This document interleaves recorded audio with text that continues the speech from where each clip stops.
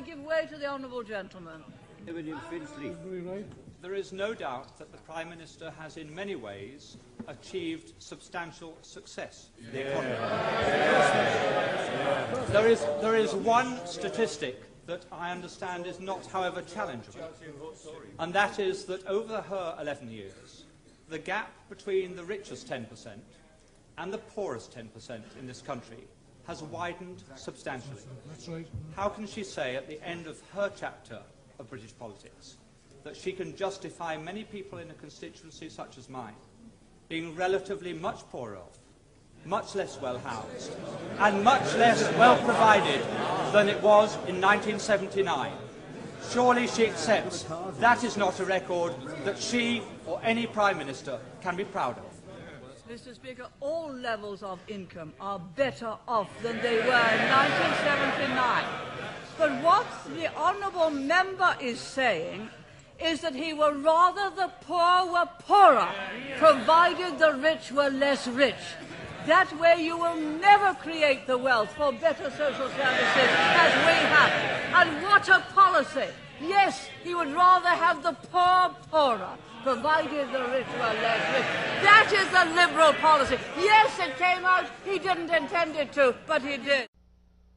When you see around the globe the maldistribution of wealth, the desperate plight of millions of people in underdeveloped countries, when you see so few haves and so many have-nots, when you see the greed and the concentration of power within, did you ever have a moment of doubt about capitalism and whether greed's a good idea to run on? Well, first of all, tell me, is there some society you know that doesn't run on greed? You think Russia doesn't run on greed? You think China doesn't run on greed? What is greed? Of course, none of us are greedy. It's only the other fellow who's greedy. The world runs on individuals pursuing their separate interests. The great achievements of civilization have not come from government bureaus. Einstein didn't construct his theory under order from a bureaucrat. Henry Ford didn't revolutionize the automobile industry that way.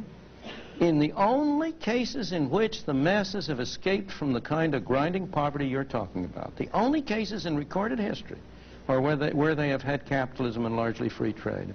But it seems to reward not virtue as much as ability to manipulate the system. And what does reward virtue? You think a communist commissar rewards virtue? You think a Hitler rewards virtue? You think, excuse me, if you'll pardon me, do you think American presidents reward virtue? Do they choose their appointees on the basis of the virtue of the people appointed or on the basis of their political clout? Is it really true that political self-interest is nobler somehow than economic self-interest? You know, I think you're taking a lot of things for granted. And just tell me where in the world you find these angels who are going to organize society for us. Well, I don't even trust you to do that.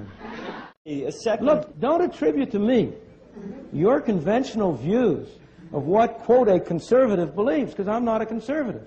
I'm a believer in freedom.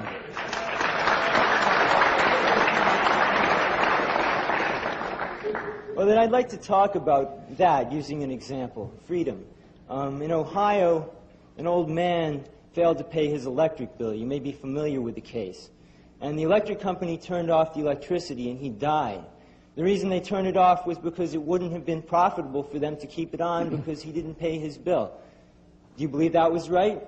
I don't know the details of that case at all. But I can well believe, but I'll be glad to... No, excuse me. In many of these cases, you hear stories which, when you find the details, are very different from those that are presented. But let's suppose it were true. Let's suppose that for a moment, let's suppose that the electric company were to follow the practice of never turning off anybody's electricity. Let's just for a moment take that other extreme. Then this wouldn't have happened. Who would pay the cost? Because I want to show you that what you have to ask about are the costs imposed on different individuals. The electric company is meaningless. The electric company is a non-human institution. The electric company, what you must talk about are either the stockholders of the electric company, the employees of the electric company, or the customers of the electric company. Those are the people involved. Now, if you go to the other extreme and adopt a policy that the electric company will never turn anything off, then you effectively institute a system under which the only people who will pay for electricity will be those who pay for it voluntarily. Now, the number of people who will do that... Are those the only two alternatives? No, but I'm just showing you, I want to go, you've gone to one extreme, I'm going to the other extreme and show you that where the responsibility really lies for the kind of thing you're describing. The responsibility really lies not on the electric company for turning it off, but on those of this man's neighbors and friends and associates who are not charitable enough to enable him as an individual to meet the electric bill. You're blaming the wrong person for what happened. It is a myth that somehow or other the private market has failed to provide certain important services.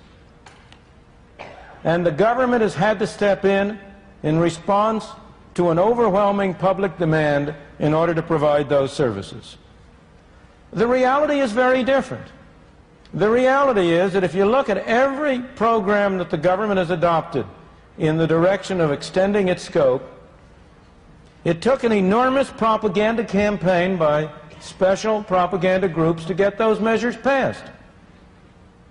There was no underlying public demand for those measures. On the contrary, the demand had to be created. It had to be developed. It had to be produced. And it was created, it was developed, it was produced by people who sincerely, I'm not questioning their sincerity, who sincerely wanted to see an expansion in the scope of government. Let me take some of the most prominent examples. Let me take the example which today is the greatest sacred cow of them all, Social Security. Was there an overwhelming demand for Social Security in the 1930s when the law was adopted? Far from it. There was no public demand for it. It had to be sold. How was it sold? By the slickest devices of Madison Avenue, by imaginative packaging and deceptive labeling. Social Security was sold as an insurance scheme. It is not an insurance scheme. There is very little relationship to the amount of money any one individual pays and the amount of money he is entitled to receive. Social Security is a combination of a bad tax system with a bad way of distributing welfare. It's got two components, and I have never known anybody, whatever his political or other persuasion, who would defend either component separately. Note the misleading language. The Social Security system consistently refers to the taxes you pay as a contribution. Now tell me, do you regard taxes as contributions? The word contribution denotes voluntary arrangements. If you buy an insurance program, you are contributing freely. If you pay taxes on your wages as a condition of being employed, that's a tax, it's not a contribution. Again, it always refers to the payments people get as benefits. They are not benefits, they're subsidies. What you have is a system of subsidizing people on the one hand and of taxing it. What about the claim that it's insurance, that there's a relationship between the two? What you really have is not a system under which people are providing for their own security, as a social security system will say it. What people today are doing is paying taxes today to pay the subsidies to the people who are receiving benefits today. What you have is a system of taxing the young at any point in time to subsidize the old. It's not a program for national health insurance at all. It's a program for socialized medicine.